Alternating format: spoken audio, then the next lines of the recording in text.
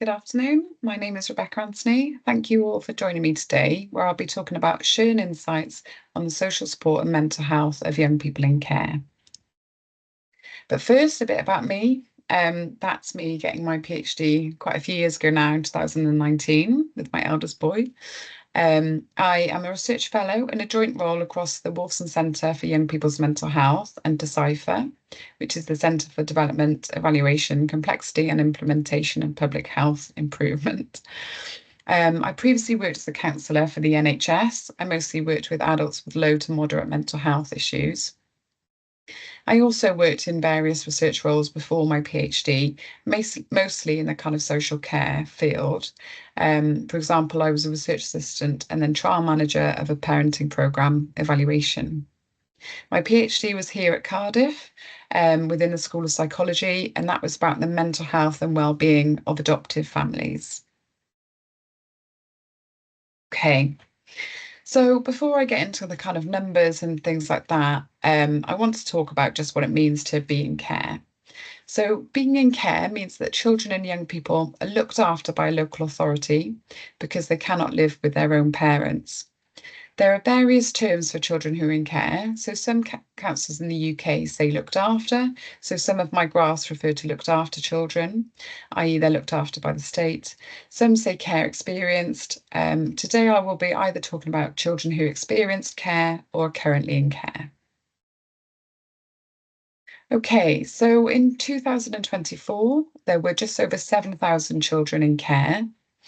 As the graph kind of illustrates here, the number of children in care has increased a lot, in fact, by 28% over the past decade.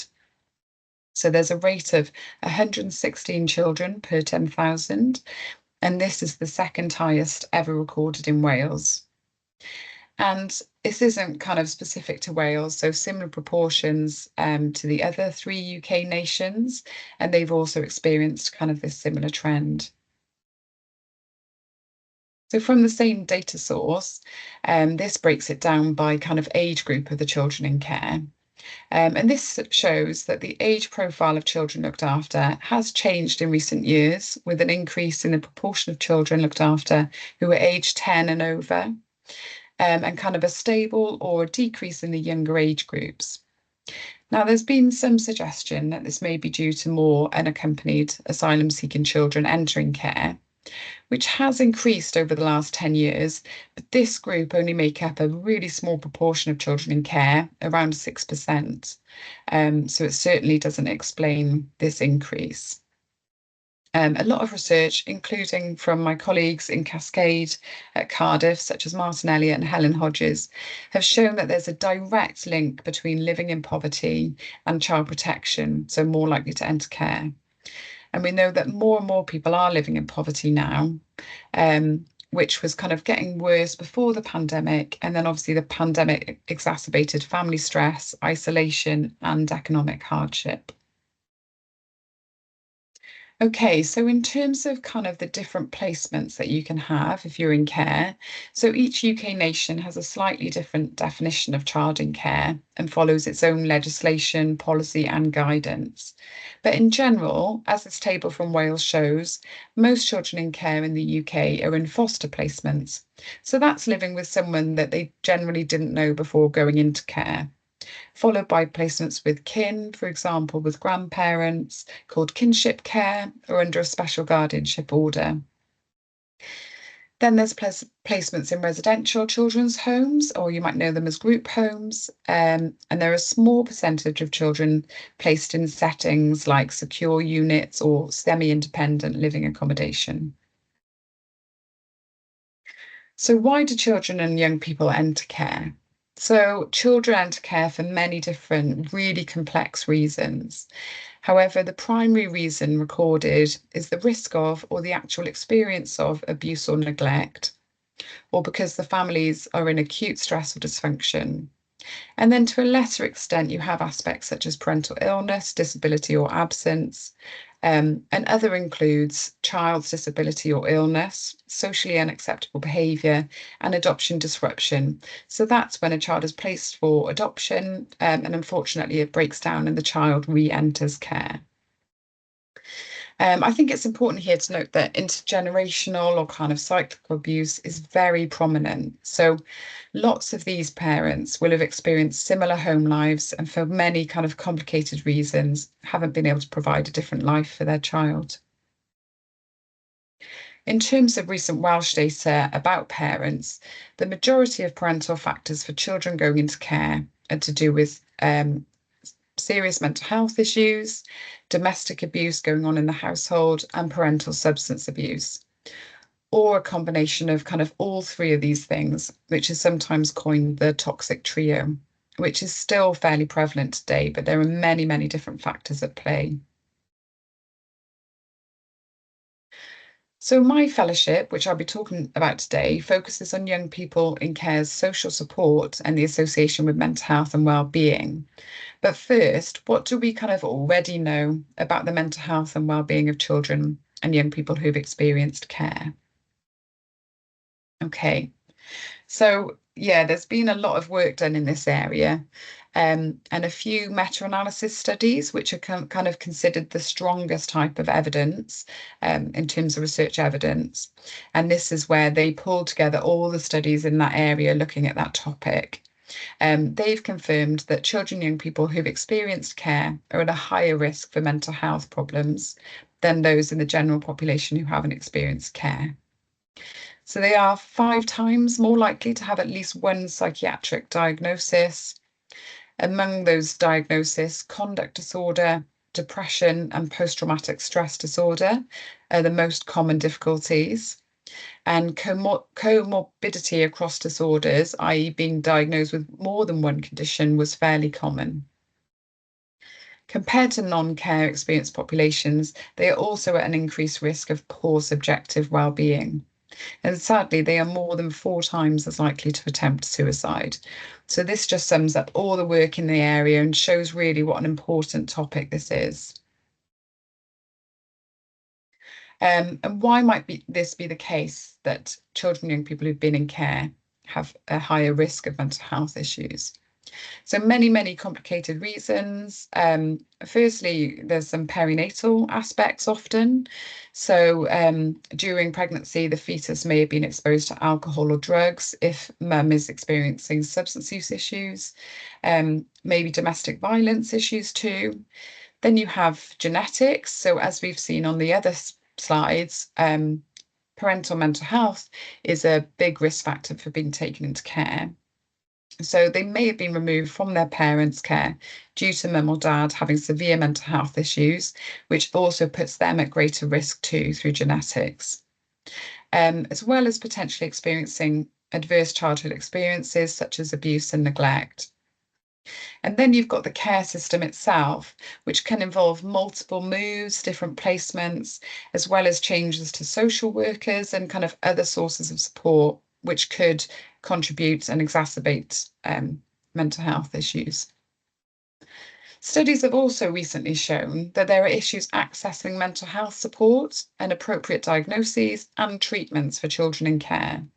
So Maguire in 2022 did a paper where he found that child and adolescent mental health services, or CAMS, are more likely to refuse the referral if the child or young person is in care. And also, they are more likely to be given a diagnosis of attachment disorder. And Matt Woolgar, who's in London, has shown that often more appropriate diagnoses, which and kind of evidence-based treatment have been shown to improve outcomes. And of course, there are other socioeconomic factors at play as well, which we've discussed, such as the role of poverty and related stresses. Okay, so on to kind of social support. So social support is a topic that I'm really interested in. It refers to the kind of psychological and practical resources provided by a social network to help individuals kind of cope with stress, improve their well-being, and achieve their goals. And it can come from many different sources, including their family or carers, their friends, colleagues, community groups, or professionals. And there are many different types of social support as well, but most break it down into kind of 3 main types. So you've got the kind of emotional support, which is the expressions of empathy, of love, of trust, of feeling appreciated, feeling like someone really cares about them. So examples might be listening to someone vent, offering support during a crisis, or kind of showing compassion. And this can help reduce feelings of loneliness and anxiety. And then you've got the kind of tangible support, that kind of practical support. So this is kind of tangible aid and services. So it might be helping with chores, lending money if they need it, providing transportation to where they need to go. And this kind of eases burdens and helps people manage with kind of the daily task. And then you have the informational support, and this is about providing advice or guidance, useful information to that person. So they might share coping strategies, give career advice, kind of offer some health tips. And this can help people kind of make informed decisions and kind of solve problems. Um, And so my fellowship is titled Feeling Loved and Appreciated, a mixed method study to examine care experienced children and young people's social support and the association with mental health and well-being. And this was funded by Healthcare Research Wales. It's a 4-year study with about 2 years left. And there are 4 work packages to my fellowship. So the first package was a scoping review of the literature. The second package is undertaking qualitative interviews with children and young people up to kind of 25. And it's about current and past social support, as well as kind of barriers to that support. Work package 3 is using the Schön data to examine trends over the last 4 years in social support, as well as kind of different patterns. And that's what I'll be talking about today. And then the final work package, which will be done in the final year of the project, will link social care data to Schön surveys, as well as GP and hospital data. And this is really to examine if self-reported social support can moderate the relationship between early adversity and later mental health and well-being. Okay, so to examine the patterns of social support and the association with mental health and well-being, I'll be using the Schön survey. I'm sure many of you will know about this, but I will just kind of briefly go over it. So the Schön Student Health and Wellbeing Survey is a survey which runs every other year, and it's administered to students in schools in Wales. It was developed from the World Health Organization's Health Behaviour in School-Age Children, or the HBSC survey. So we've got a primary school age survey for grades 3 to 6 or ages 7 to 11, and a secondary school version for children and young people aged 11 to 16. And there's also this goes along a school environment questionnaire, and this is usually filled out by head teachers at the school, and it covers school health policies, practices, leadership, and kind of organisation. The aim of it is to monitor child and adolescent health behaviours in Wales to increase our understanding and kind of inform important policies. Who participates? So in the latest survey, there was nearly 130,000 children from who were aged, 11 to 16 from over 200 secondary schools, and over 30,000 children from 354 primary schools. So this provides a nationally representative sample of children and adolescents in Wales. And it's really an amazing resource to understand the kind of current picture, as well as trends over time, as we have data going back to 2000. And what does it cover? So since Decipher joined with the Wolfson Centre in 2019, there's been an increase in the mental health measures included in the survey. So for example, we have the Strengths and Difficulties questionnaire, the Mood and Feelings questionnaire, a measure of depression, and other measures of mental health and well-being. But it also includes aspects around school life, physical activity and diet, family and social life, relationships, substance use such as smoking and vaping, and then issues such as gambling as well. So, for example, There have been publications looking at risk factors for poor mental health, as well as kind of mental health over time as well. So I wanted to answer the following questions, and I did this using the Shearn Student Health and Wellbeing Survey. So I wanted to understand if there are distinct subgroups of young people in care with similar perceived social support, and if those kind of subgroups are associated with differences in mental health and well-being. So first of all, this is how social support is captured within the Shearn Student Health and Wellbeing Survey. So there are 4 questions which measure each source of social support, i.e. from family, peers and teachers. So for family support, and sorry, this was based on the multidimensional scale of perceived social support.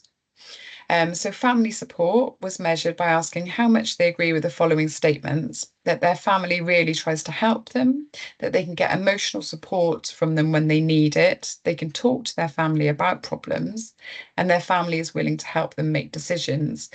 And they rated this from 1 to 7 in terms of how much they agreed with it, essentially.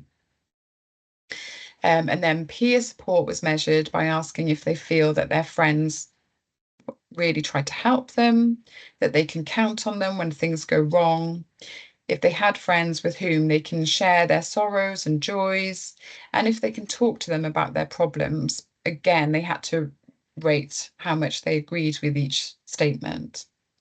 And then there were 4 questions about teacher support by asking how much they agree with the following statements: my teachers accept me as I am. I feel that my teachers care about me as a person.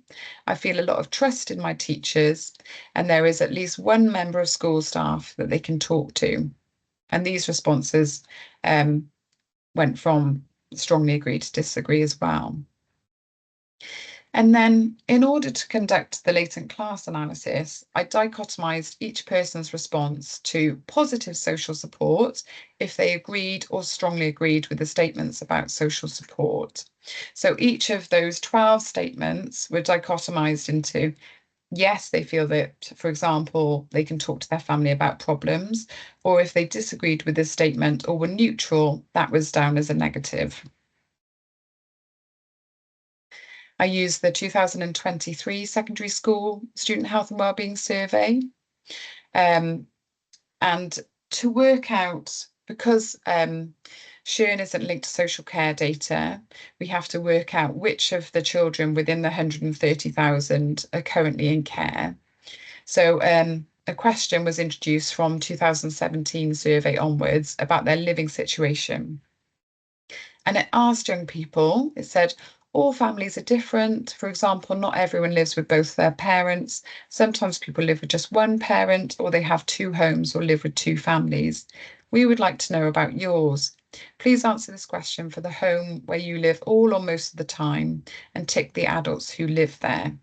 And then they have the option to tick mother, father, mother's partner, father's partner, grandparents, aunts, uncles, adult brothers and sisters, foster parents. They can tick they live in a residential care or a children's home.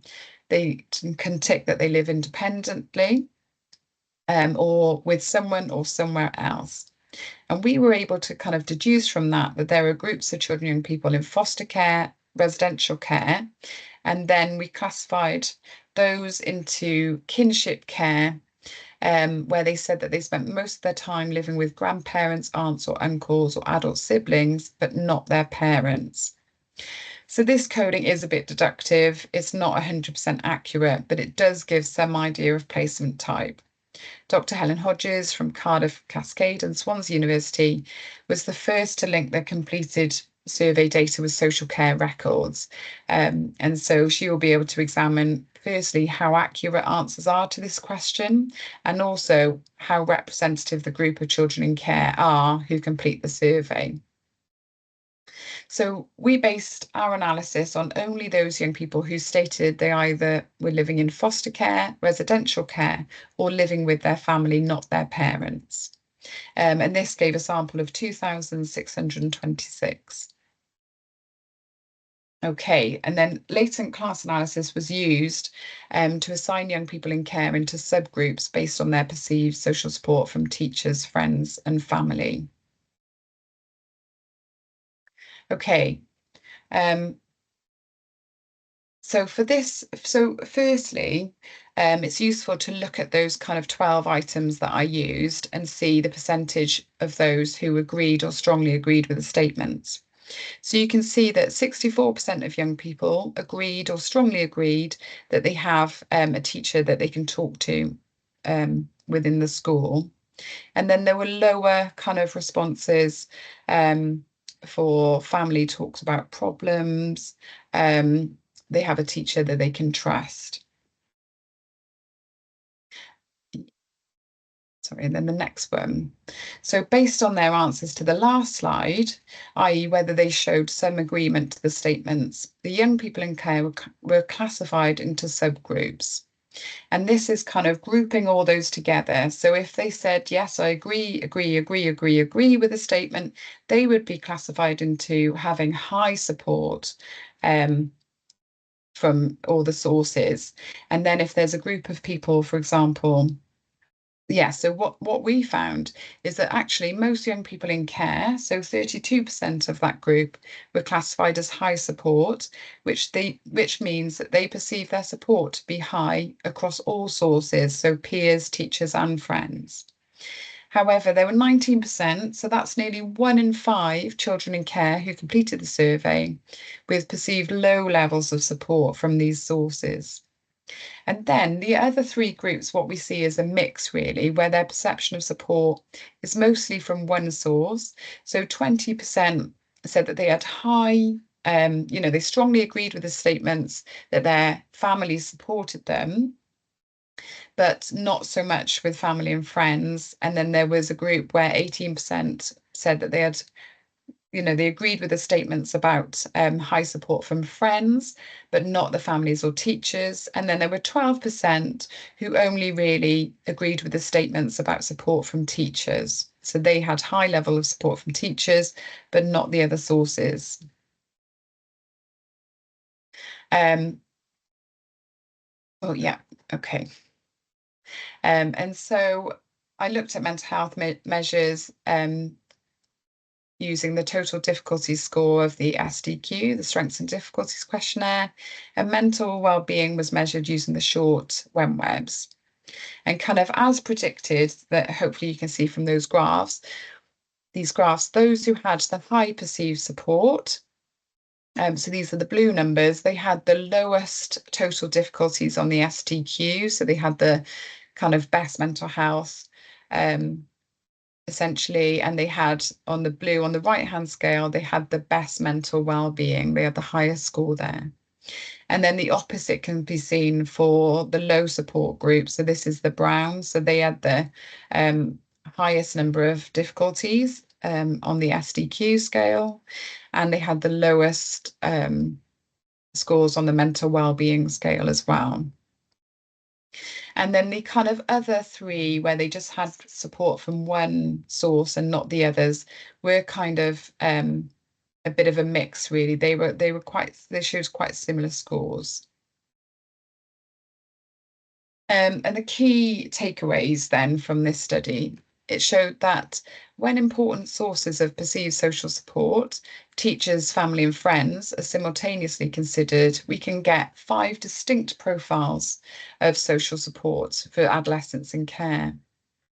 These profiles included convergent high or low perceived support from teachers, family, and friends, and 3 other profiles where perceived support was high for one source, while low for the other sources or moderate for the other sources of social support. We found that social support profiles, or the kind of subgroups, had distinct associations with mental health outcomes. So optimal social support, indicated by high perceived social support profile, was associated with the best levels of psychological well-being and the lowest mean mental health difficulty scores, whereas the low social support profile was associated with the lowest levels of psychological well-being and the highest levels of mental health difficulties. key takeaways: approximately 1/3 of adolescents in care had high perceived support from all sources that we measured anyway, family, teachers and friends, which was the kind of largest group within our sample. So most of our sample belonged to that group, but it was a lower proportion of studies which used similar methodologies. So with general population samples, often kind of 60, 70% of the sample would have high perceived support from all those groups. And high perceived social support may promote a sense of belonging and companionship, self-esteem, which can enhance young people's psychological well-being. What we found is that social support from multiple sources offer a large resource to draw from, and this can be in times of stressful situations and may prevent mental health difficulties. Concerningly, nearly 1 in 5, or 19% of our sample, had low perceived support from all sources. This may be due to individual aspects, so attachment issues, young person temperament, social and emotional competence, or kind of environmental characteristics. So growing up in a difficult environment, placement moves and instability, as well as kind of social rejection, potentially due to the stigma of being in care. That may prevent them from developing supportive relationships too. So in terms of kind of strengths and limitations, by taking a person-oriented perspective, this study has been able to investigate different kind of configurations of perceived social support from a range of important figures in a young person's life. However, we looked at peers, teachers, and family, and there may be other possible providers of social support. So you could have support from social workers, from community groups, youth offending officers, neighbours, mentor, or even online communities. So there's a lot that we didn't ask about in the survey. So some of those in the low perceive group may well have someone in their life that is providing that social support. A limitation of the study was that the analysis was cross-sectional. So that means further research really is required to investigate those relations longitudinally in order to understand whether perceived social support profiles predict later mental health outcomes, and to examine the extent to which relations are reciprocal. So good mental health may help individuals to develop more supportive relationships in the future, or a lack of supportive relationships may mean someone's more likely to develop mental health issues. So we don't know about that bi-directional relationships. The large sample size of adolescents in care that we can look at through the Struen surveys allows for this detailed analysis, and it's quite large for social care research. However, similar to other studies, we relied on adolescent self-report, so the accuracy of answers, particularly to the living situation question, is kind of unknown. Also, the living situation is about who they currently live with, so that doesn't account for children who may have a history of being in care. In addition, the survey is completed by adolescents in mainstream schooling, and this may be significant given that studies in England have shown that approximately 40% of children in care, in England at least, attend non-mainstream schools, and I would expect similar rates in Wales. Yeah, I think that's everything. Thanks again for joining me. I'll hand back over now in case anyone has any questions or comments, and I'm happy to share the slides. There's a page on references as well, if that's useful. Okay, thank you very much.